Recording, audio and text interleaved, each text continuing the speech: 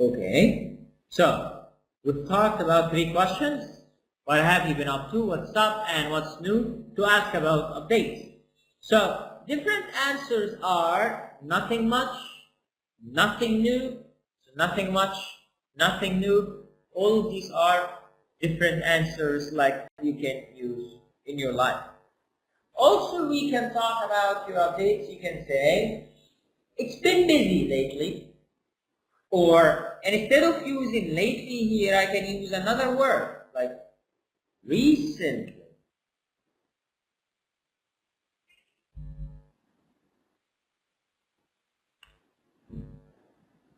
Recently.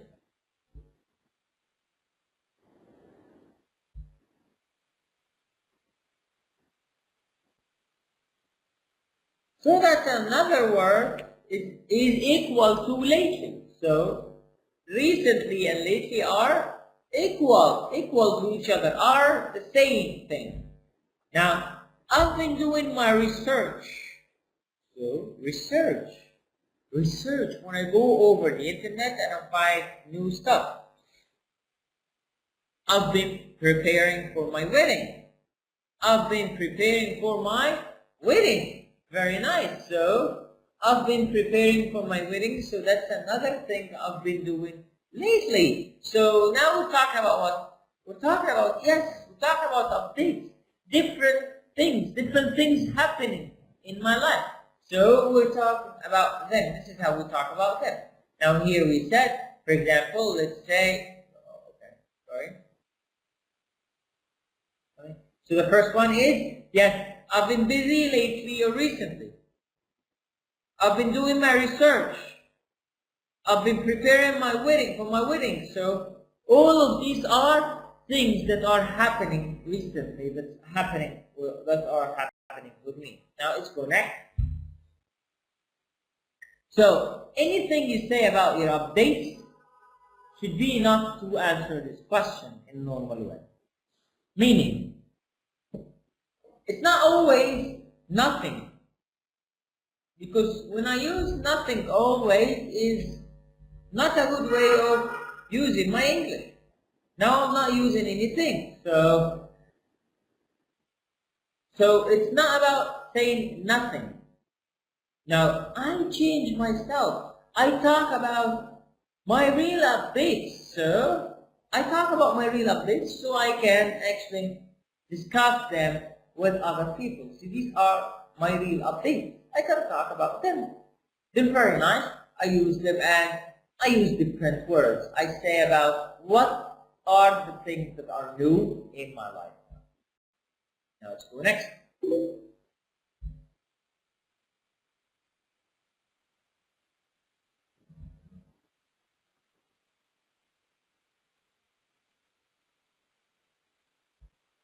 Okay, what's next here? We have here, now as we said before, our goal is not just to speak English. Our goal is to speak English in a proper way. So now what's the meaning of proper way? Proper way means correct way or good way. So proper way.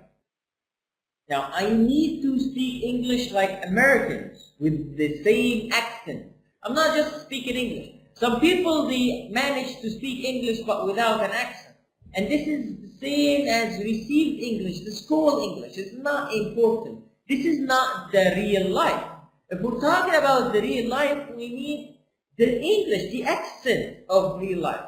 Now, let's say, for example, you've traveled to USA, you've traveled to any place in the world. Now, when you speak in English, like, they will get to know what is your country according to your accent.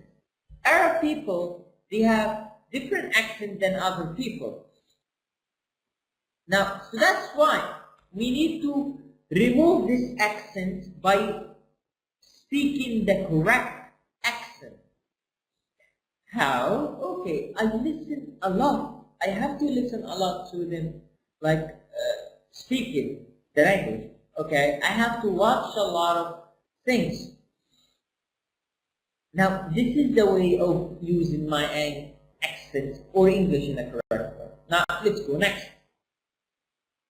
Now, as we learn some new things, let's ask you a question. Now, let me ask you a question.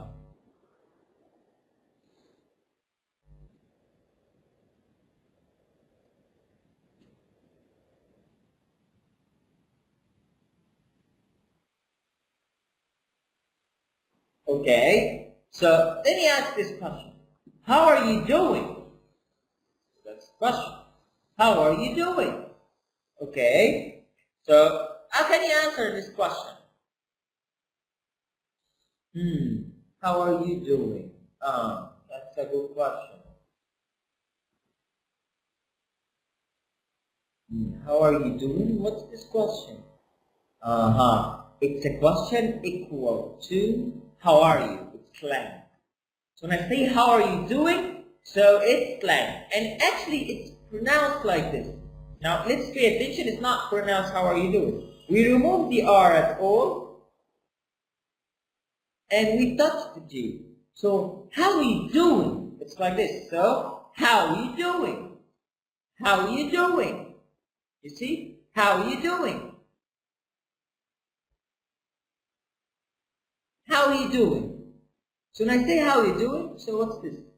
Yes, I'm asking you about your updates. I'm asking you about the new stuff in your life. So how are you doing? Now let's go next. Yes, as I said, here this is how we pronounce. How are you doing? So here, how are you doing? It's not how are you doing. No, that's wrong. So how are you doing? Go next.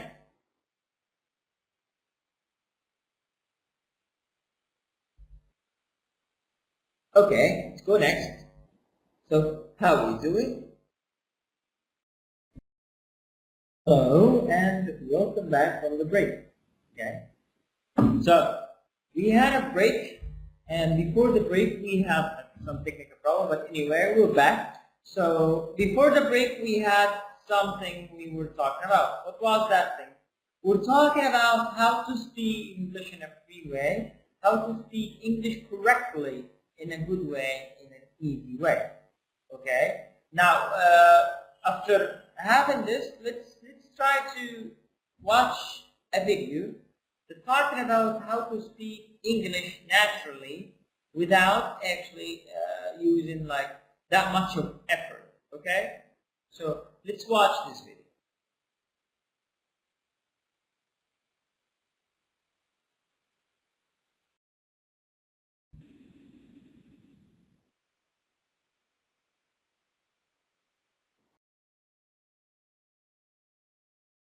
With a lot of pauses and hesitations?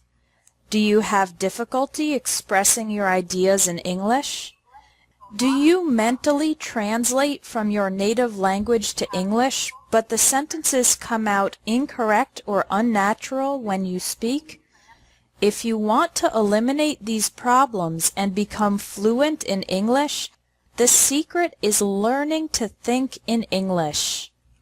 The problem with thinking in your native language and translating is that it results in sentences that are not correct in English, because the grammar and sentence structure is often different from your native language. Also, it takes too much time to think and translate when you're in a conversation, leading to pauses, hesitations, and the inability to speak fast and fluently. Many students believe that thinking in English is too difficult, but I'm going to teach you how to succeed. You can learn this skill with practice, whether you're beginner, intermediate, or advanced. Level 1. Thinking in individual English words. For example, when you wake up in the morning, think of words like bed, toothbrush, bathroom, eat, banana, coffee, clothes, shoes.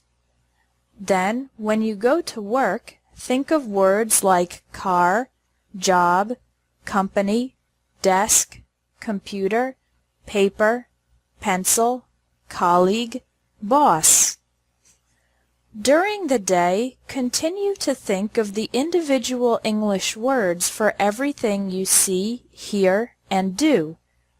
Try this exercise. Look around you right now and think of all the English words you can. I'd imagine you can think of at least 10 words. Level 2. Thinking in complete English sentences. On this level, you think in complete phrases and sentences during the day. When you're at lunch, think, I'm eating a sandwich. My friend is drinking soda. This restaurant is very good. When you're watching TV, think, that actress is beautiful. The journalist has black hair. He's talking about politics. It's okay if the sentences are very simple. The most important part is to practice and develop the habit of thinking in complete sentences in English. Level 3. Functional English. On this level, you imagine having to use English for everything that you need to do. After every time you speak in your native language, think of how you would say that in English. For example, how would you buy a train ticket or order a drink in an English-speaking country? A round-trip ticket to Central Station, please. Could I have a lemonade with no sugar? This helps develop your English for real-life situations, even though you are only thinking and not speaking. If, during this exercise, you don't know how to say something, check your dictionary later. If you do this kind of mental practice regularly, you will develop the ability to use English in any everyday situation. Level 4. Narrative English. Telling a story or speaking in English for a long time. It's best to do this exercise when you have some time, like when you're waiting in line or taking public transportation. Think of a memory or a story that you would like to tell an English-speaking friend. Then, tell the story in your head in English. Because you are only thinking and not speaking, you can relax and do your best without all the pressure of a real conversation. I hope you can see that you don't need to be super advanced to learn to think in English. You can start today. Your action item is to choose one of the 4 levels and try it.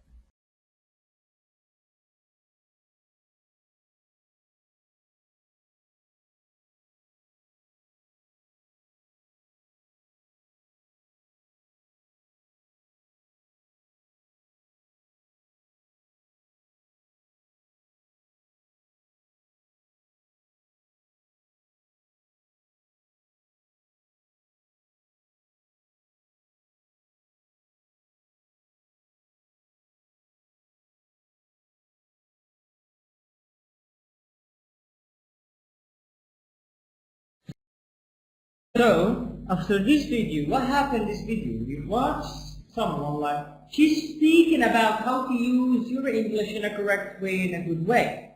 Now, if we're talking about that thing, she said like we have 4 levels and how to use each and every level and so on.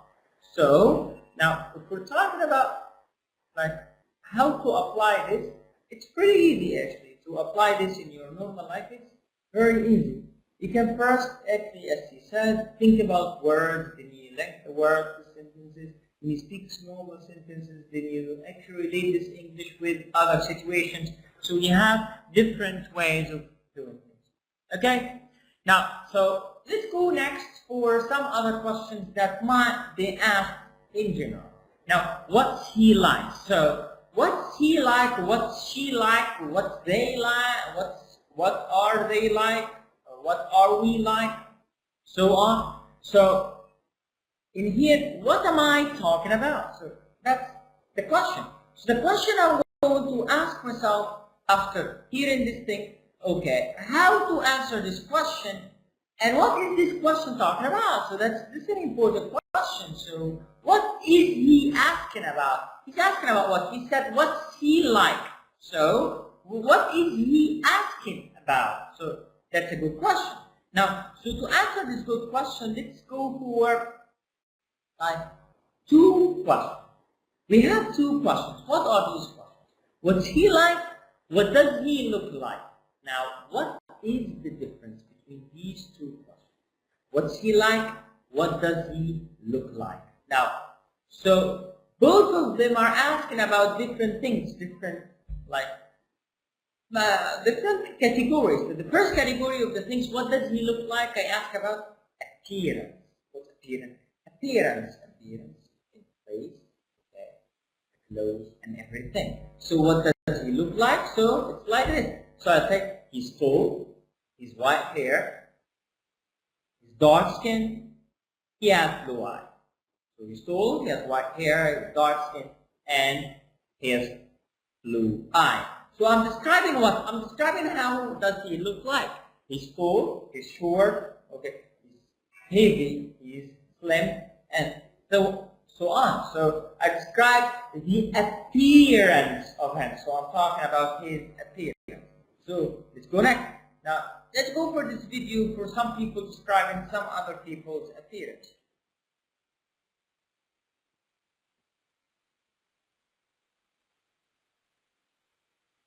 With a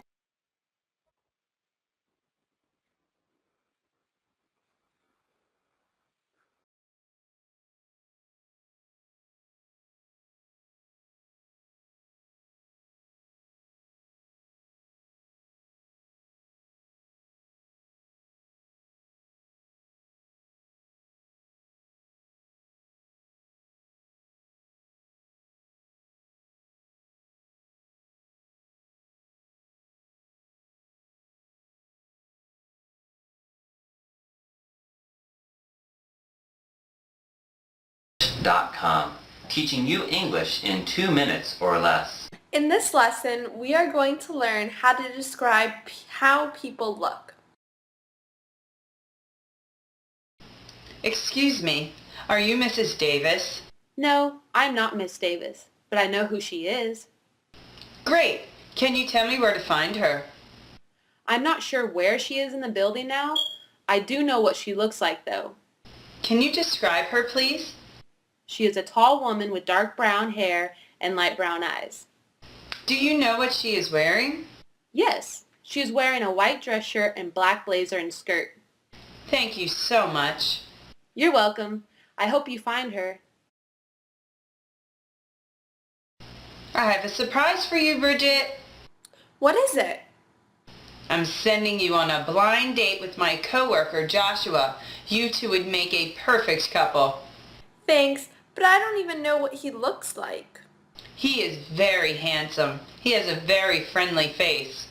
What do you mean, friendly face? He has a bright smile, beautiful blue eyes, and smooth skin.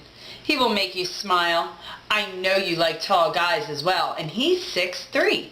He sounds very attractive. You know I'm very inspired by Nelson Mandela. Isn't he the former South African president? Yes, he is. He fought a long time for South Africa's independence. He looks like Obama, doesn't he? Oh, no, he doesn't. Mandela is old. Obama is young. But they are both tall and thin and black, and they have short hair. But Obama's hair is black, and Mandela has white hair. Well, they look similar to me.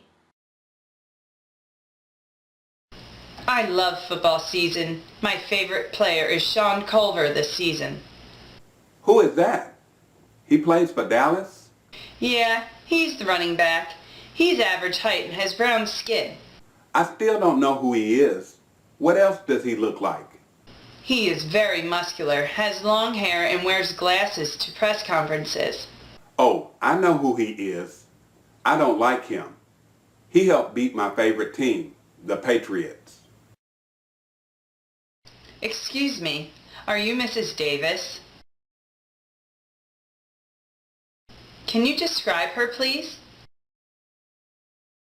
She is a tall woman with dark brown hair and light brown eyes. You know I'm very inspired by Nelson Mandela. I love football season. My favorite player is Sean Culver this season.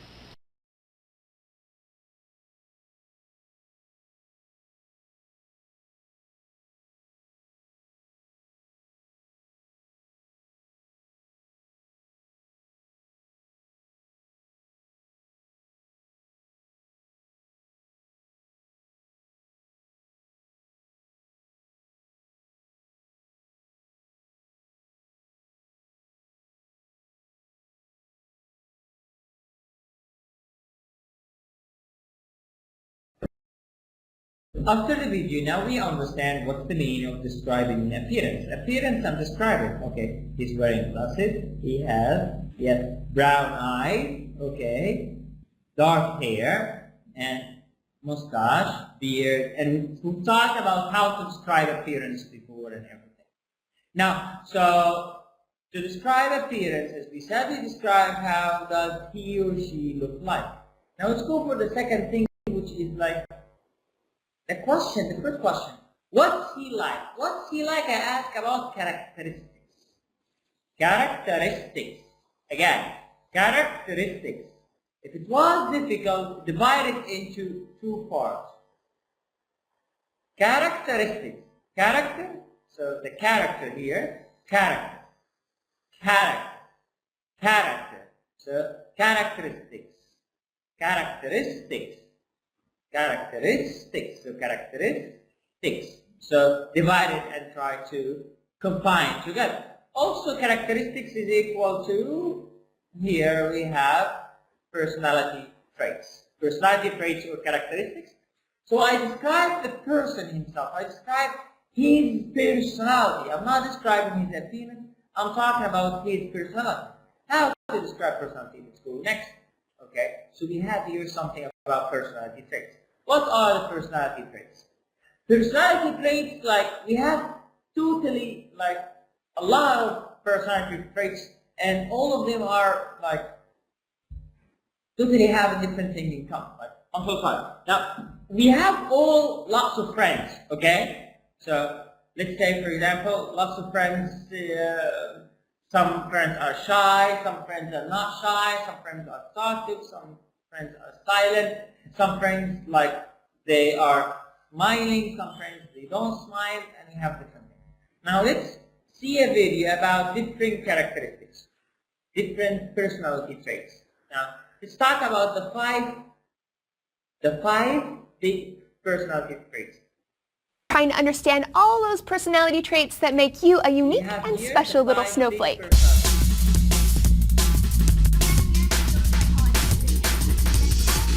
Hi guys, I'm Lacey Green, and this is D News.